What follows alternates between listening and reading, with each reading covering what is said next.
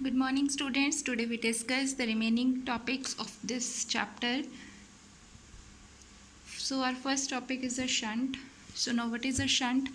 देखो शंट है ਜਿਹੜਾ ਇੱਕ ਲੋ ਰੈਜ਼ਿਸਟੈਂਸ ਡਿਵਾਈਸ ਹੁੰਦਾ ਹੈ ਜਿਹਨੂੰ ਹਮੇਸ਼ਾ ਕਿਸੇ ਵੀ ਇਲੈਕਟ੍ਰੀਕਲ ਅਪਲਾਈਂਸ ਤੇ ਜਾਂ ਗਲਵਾਨੋਮੀਟਰ ਦੇ ਜਾਂ ਐਨੀ ਅਦਰ ਡਿਵਾਈਸ ਤੇ ਹਮੇਸ਼ਾ ਪੈਰਲਲ 'ਚ ਲਗਾਇਆ ਜਾਂਦਾ ਹੈ ਤਾਂ ਕਿ ਉਸ ਡਿਵਾਈਸ ਨੂੰ ਡੈਮੇਜ ਤੋਂ ਪ੍ਰੋਟੈਕਟ ਕੀਤਾ ਜਾ ਸਕੇ। ਉਸ 'ਚੋਂ ਅਗਰ ਕਰੰਟ ਲਾਰਜ ਕਰੰਟ ਪਾਸ ਹੁੰਦਾ ਹੈ ਤਾਂ ਉਸ ਨੂੰ ਡੈਮੇਜ ਤੋਂ ਬਚਾਉਣ ਦੇ ਲਈ ਇੱਕ ਡਿਵਾਈਸ ਯੂਜ਼ ਕੀਤੀ ਜਾਂਦੀ ਹੈ, low resistance device, that is known as shunt. Okay, so ਇਹਦਾ ਛੋਟਾ ਜਿਹਾ ਟੌਪਿਕ ਹੈ। ਦੇਖੋ look at this diagram. Suppose ਇੱਕ ਗਲਵੈਨੋਮੀਟਰ ਲਿੱਤਾ ਆਪਾਂ ਨੇ, ਉਸ ਗਲਵੈਨੋਮੀਟਰ ਦੇ ਪੈਰਲਲ ਦੇ ਵਿੱਚ ਕੀ ਲਗਾਇਆ, ਸ਼ੰਟ ਲਗਾਇਆ, ਜੋ ਕਿ ਹੈ ਇੱਕ ਲੋ ਰੈਜ਼ਿਸਟੈਂਸ।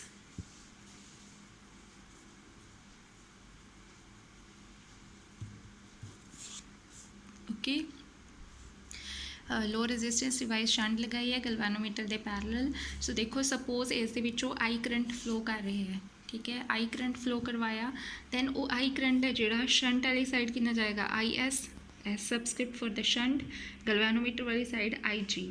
ਦੇਖੋ ਇੱਥੋਂ ਆਈ ਕਰੰਟ ਜੋ ਪਾਸ ਹੁੰਦਾ ਹੈ ਗਲਵੈਨੋਮੀਟਰ ਸ਼ੰਟ ਨੂੰ ਲਗਾਉਣ ਦਾ ਪਰਪਸ ਇੱਥੇ ਇਹੀ ਹੈ ਕਿ ਆਈ ਕਰੰਟ ਜੋ ਗਲਵੈਨੋਮੀਟਰ 'ਚੋਂ ਪਾਸ ਹੁੰਦਾ ਹੈ ਗਲਵੈਨੋਮੀਟਰ ਨੂੰ ਡੈਮੇਜ ਵੀ ਕਰ ਸਕਦਾ ਉਹ, ਕਿਉਂਕਿ ਗਲਵੈਨੋਮੀਟਰ ਜੋ ਹੈ ਇੱਕ ਹਾਈਲੀ ਸੈਂਸਿਟਿਵ ਡਿਵਾਈਸ ਹੈ। ਸੋ ਮੇਜਰ ਪੋਰਸ਼ਨ ਜੋ ਹੈ ਕਰੰਟ ਦਾ ਉਹ ਕਿਸ 'ਚੋਂ ਪਾਸ ਹੁੰਦਾ ਹੈਗਾ, ਸ਼ੰਟ ਦੇ ਵਿੱਚੋਂ। ਸਮॉल ਪੋਰਸ਼ਨ ਜੋ ਹੈ ਕਰੰਟ ਦਾ ਕਿਸ 'ਚੋਂ ਪਾਸ ਹੁੰਦਾ ਹੈਗਾ, ਗਲਵੈਨੋਮੀਟਰ ਦੇ ਵਿੱਚੋਂ। ਓਕੇ, ਸੋ ਸਾਰਾ ਥਿਓਰੈਟੀਕਲ ਪੋਰਸ਼ਨ ਤੁਹਾਡੀ ਨੋਟਸ ਦੇ ਵਿੱਚ ਸਾਰਾ ਮੈਂ ਲਿਖਤਾ, ਉੱਥੋਂ ਰੀਡ ਕਰ ਲਿਓ। ਨਾਓ ਆਪਾਂ ਨੇ ਗਲਵੈਨੋਮੀਟਰ ਸਰਕਟ ਦੇ ਵਿੱਚ ਕਰੰਟ ਦੀ ਵੈਲਿਊ ਫਾਈਂਡ ਕਰਨੀ ਹੈ।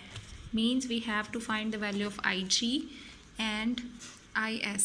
so ਇਸ ਦੀ ਇਕੁਏਸ਼ਨ ਬਣਾਉਣ ਦੇ ਲਈ ਦੇਖੋ ਧਿਆਨ ਨਾਲ, ਸਪੋਜ਼ I ਕੀ ਹੈ,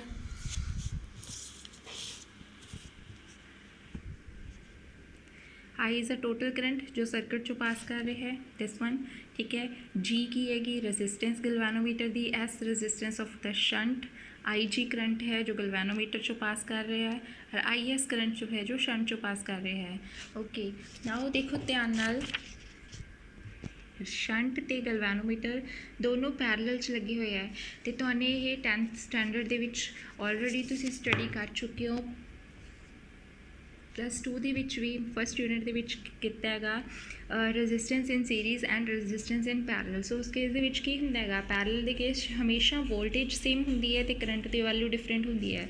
ਸੋ ਨਾਓ ਅਗਰ ਆਪਾਂ ਦੇਖੀਏ ਕਰੰਟ ਦੇਖੋ ਇੱਥੇ ਡਿਫਰੈਂਟ ਪਾਸ ਕਰ ਰਹੇ, ਇਸ 'ਚੋਂ IS ਅਤੇ ਇਸ 'ਚੋਂ IG, ਠੀਕ ਹੈ, ਅਤੇ ਵੋਲਟੇਜ ਦੀ ਵੈਲਿਊ ਦੋਨੋਂ 'ਤੇ ਕੀ ਹੋਊਗੀ, ਸੇਮ ਹੋਊਗੀ। ਸੋ ਆਪਾਂ ਕੀ ਲਿਖ ਸਕਦੇ ਹਾਂ, potential ਅਕਰੋਸ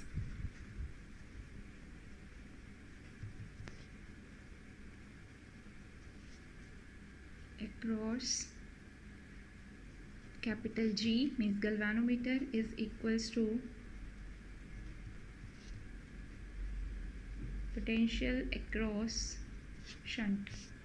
So now according to Ohm's law, Ohm's ने की किया सीगा, V is equals to IR, potential difference is equals to current into resistance. So अगर potential across G लिखनी होवे यही इक्वेशन की बन चुकी, करंट कितना है IG, या इस तो पहले तो यह भी लिख सकते हो VG minus voltage across G and voltage across या potential across S। So equation की बनूगी IG इंटू R की वैल्यू हुण इत्थे कितनी है, capital G related to galvanometer across galvanometer, shunt वाली साइड की आ जाऊगा IS into capital S। Okay, so IG into G is equal to, देखो IS की वैल्यू की लिख सकते हैं आप, टोटल करंट आई सी उस गलवैनोमीटर वाली साइड आई जी चला गया तो कि इक्वल हो गया आई एस से। तो जेकर आई जी वाली साइड करना हो, टोटल करंट आई है, ठीक है, तो आई एस किधर चला गया, शंट वाली साइड। सो टोटल करंट जो आई एस माइनस कर दोगे तो अपने को क्या आ जाएगा, आई जी, ठीक है। तो ये दो इक्वेशनस बन जाएंगियाँ, टोटल करंट अपने को आई है, गलवैनोमीटर वाली साइड आई जी गया, शंट वाली साइड आई एस, तो टोटल करंट आई हो गया। इस अगर आई जी की वैल्यू करनी हो, सबट्रैक्ट हो गया आई एस की वैल्यू करनी हो तो सबट्रैक्ट हो गया आई जी। तो we use these 3 equations in this article. I S की वैल्यू कितनी है हुण, I minus I G into capital S. तो इतों जेकर आई जी की वैल्यू कड्डो की होगी, I minus I S into S upon G ਇੱਕ ਇਕੁਏਸ਼ਨ ਦੇਖੋ ਇਹ ਬਣੂਗੀ। ਨੋਟਸ ਦੇ ਵਿੱਚ ਮੈਂ 2 ਹੀ ਇਕੁਏਸ਼ਨਸ ਬਣਾਈਆਂ ਹੋਈਆਂ ਨੇ, ਬਟ ਤੁਸੀਂ ਇੱਥੇ ਦੇਖ ਲਿਓ, ਇਹ ਵੀ ਤੁਸੀਂ ਇੱਦਾਂ ਵੀ ਕਰ ਸਕਦੇ ਹੋ ਨੋਟਸ ਦੇ ਵਿੱਚ, ਠੀਕ ਹੈ। ਸੋ ਦੂਸਰੀ ਇਕੁਏਸ਼ਨ ਅਗਰ ਇਸ ਨੂੰ ਆਪਾਂ ਸੋਲਵ ਕਰਕੇ ਕੱਢੀਏ ਤਾਂ ਕੀ ਬਣੂਗੀ, I G into capital G is equals to I S minus I G into S. ਸੋ ਇਹ ਕੀ ਬਣ ਗਿਆ, आई जी प्लस एस, क्योंकि ये चीज़ अदर शिफ्ट होगी, आई एस। सो आई जी की वैल्यू कितनी हो जाएगी, आई into S upon G plus S. आ नोट्स के विच फाइंड आउट किया हुआ रिलेशन, ओके। सो एक आई जी की वैल्यू इदा आ गई सॉल्व करके इक्वेशन, एक इक्वेशन अपने को यही बन गई, ठीक है। हुण जेकर अपने इत्थों एस की वैल्यू भी कढ़नी होंदी तो एस की वैल्यू रेजिस्टेंस ऑफ शंट कितनी आ जाएगी, I G into capital G upon I minus I G, okay.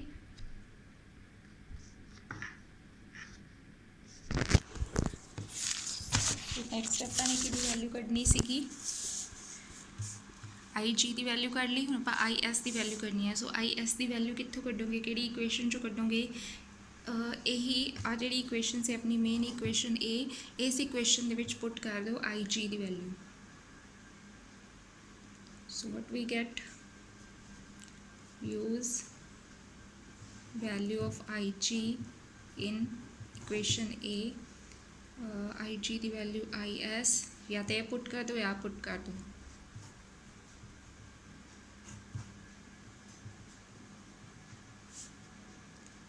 सो बन गया अपने को आई,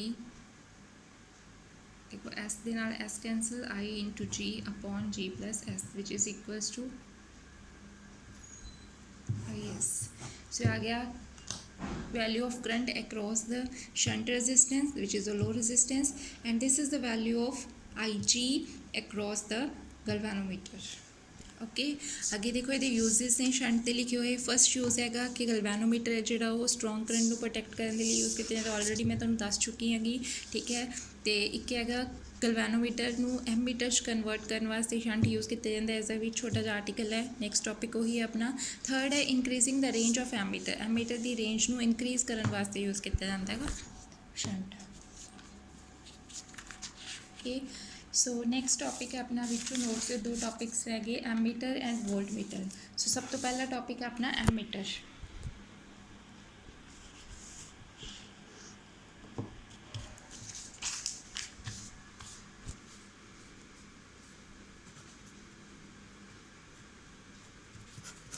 एमीटर नूं होर की बोलते हैं, एम्पीयर मीटर। 10th स्टैंडर्ड के प्रैक्टिकल से विच तुहाने दोनों डिवाइसिस यूज़ कीतियां होनियां, एमीटर भी तो वोल्ट मीटर भी। एमीटर देखो वो डिवाइस होंदी हैगी जिहड़ी मैजर करती हैगी इलैक्ट्रिक करंट, बट गलवैनोमीटर भी वो डिवाइस थी जिहड़ी इलैक्ट्रिक करंट को मैजर करती सी। दोनों डिफरेंस की है, डिफरेंस यही है कि एमीटर जो है वो स्ट्रोंग करंट मीनस लार्ज करंट की वैल्यू को मैजर करने लिए यूज़ किया जाता है, मीनस जो करंट एम्पीयर च होंदा है, तो जो स्मॉलर यूनिट्स के विच करंट की होंदी है वैल्यू मीनस मिली एम्पीयर च हो गया या माइक्रो एम्पीयर च हो गया, ठीक है। तो उस टाइम के उपर जी करंट की वैल्यू है वो कि डिवाइस मैजर करती है कि गलवैनोमीटर, ओके।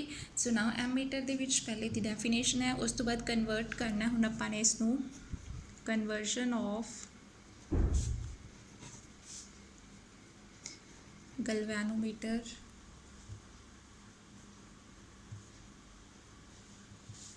Into ammeter. गलवैनोमीटर नूं एमीटर जो भी देखो कन्वर्ट करना होंदा तो उस टाइम के उपर आपां एक लो रजिस्टेंस है जी उन्होंने पैरल च लगाने आगे गलवैनोमीटर के, तो लो रजिस्टेंस होनी अपने स्टडी की हैगी, दैट इज़ अ शंट, ठीक है। सपोज अपने को गलवैनोमीटर है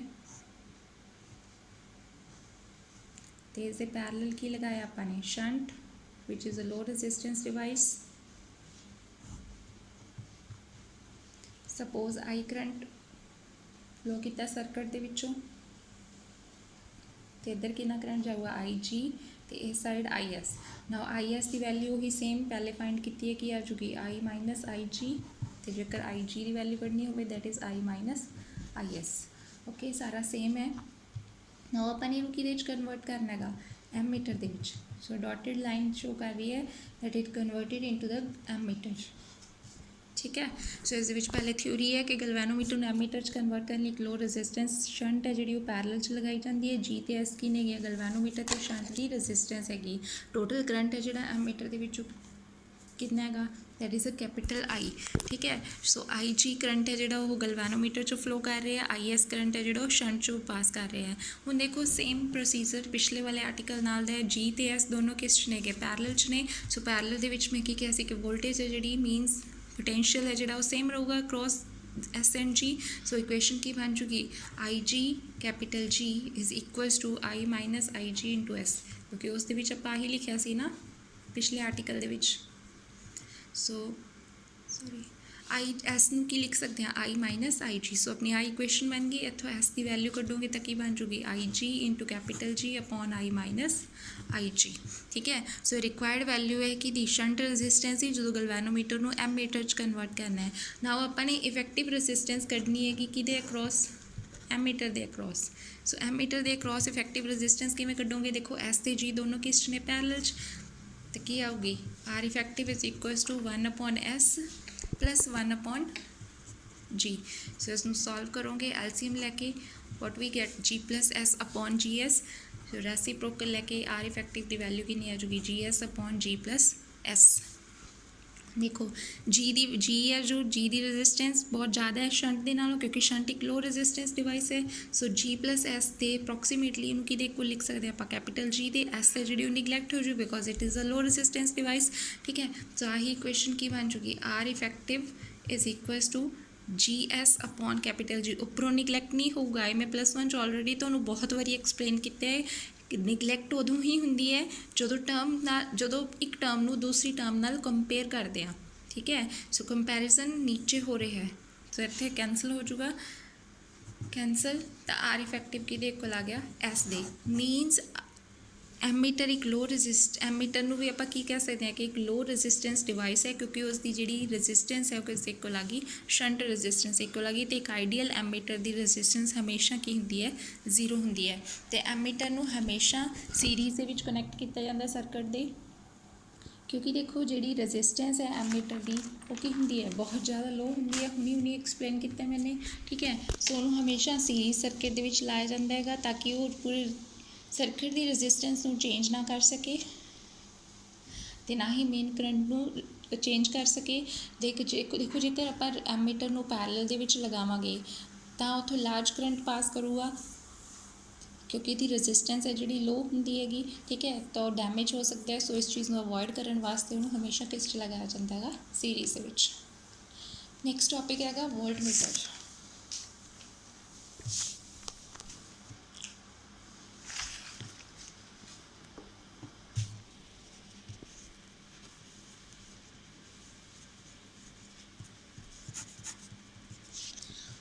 वोल्ट मीटर है जोड़ा वो डिवाइस है या वो इंस्ट्रूमेंट है जोड़ा यूज़ किया जाता है पोटेंशियल डिफरेंस को मेजर करने के लिए। कंडक्टर के दो एंड्स के करंट पास करता है, वो अक्रॉस पोटेंशियल डिफरेंस फाइंड करने लिए वोल्ट मीटर यूज़ किया जाता है। ना इस अपना टॉपिक है अपने गलवैनोमीटर को कन्वर्ट करना है वोल्ट मीटर के। तो जो भी गलवैनोमीटर को वोल्ट मीटर कन्वर्ट करना है तो उसके अक्रॉस हमेशा हाई रजिस्टेंस लगाई जाती है।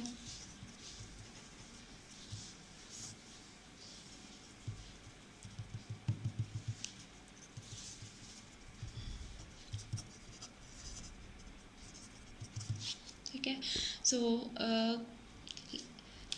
a galvanometer can be converted into voltmeter by connecting a large resistance in series to the galvanometer। ये याद रखना है कि जो गलवैनोमीटर को एमीटर च कन्वर्ट करना है तो हमेशा की लगाया जाती है लो रजिस्टेंस शंट लगाया जाता है। तो जो गलवैनोमीटर को वोल्टमीटर च कन्वर्ट करना है तो हमेशा हाई रजिस्टेंस सीरीज़ विच लगाई जाती है।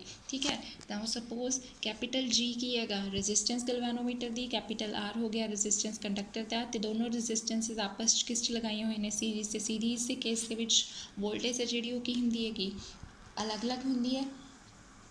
ठीक है, कभी भी वोल्टेज सेम नहीं होंगी उस आर तो जी के अक्रॉस वोल्टेज की होगी डिफरेंट होगी। सपोज अपने टोटल वोल्टेज कितनी लै ली कैपिटल वी जी ते आर दी टोटल है, बट दोनों की की होगी डिफरेंट होगी। V is a total voltage across R and G. Now अपने रजिस्टेंस की वैल्यू फाइंड आउट करनी है। सो रजिस्टेंस की वैल्यू किद्दां फाइंड आउट करोगे,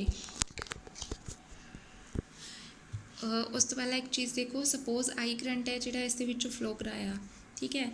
तो फिर दोनों के अक्रॉस कितना करंट जाऊगा आई जी, क्योंकि करंट सेम होंगे सीरीज़ के केस के वोल्टेज डिफरेंट होंगी है। पिछले केस के करंट डिफरेंट सी, वोल्टेज सेम सी, ठीक है, क्योंकि इतने दोनों सीरीज़ के लगे हुए हैं ना। पोटेंशियल डिफरेंस किमें कढोगे अक्रॉस ए ते बी एंड दे फार्मूला होंगे ओम्स लॉ के according V is equals to I R. Current same है सो आई जी है जोड़ा आर दे क्रॉस भी है तो जी दे क्रॉस भी है। ओके सो दोनों ने जेडे सीरीज़ च लगे हुए हैं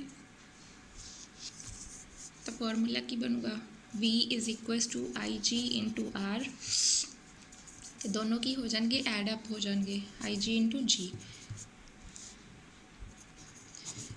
आई जी कॉमन आ गया सो ब्रैकेट दे विच आर प्लस जी। सो आप इतों आर की वैल्यू फाइंड आउट करनी है सो मल्टीप्लाई दिस, याद ना करो मल्टीप्लाई करके तो सेम इक्वेशन बन जूगी। सो बन के आर प्लस जी। सो अपन आर चाहिए जी इधर आके की हो गया माइनस।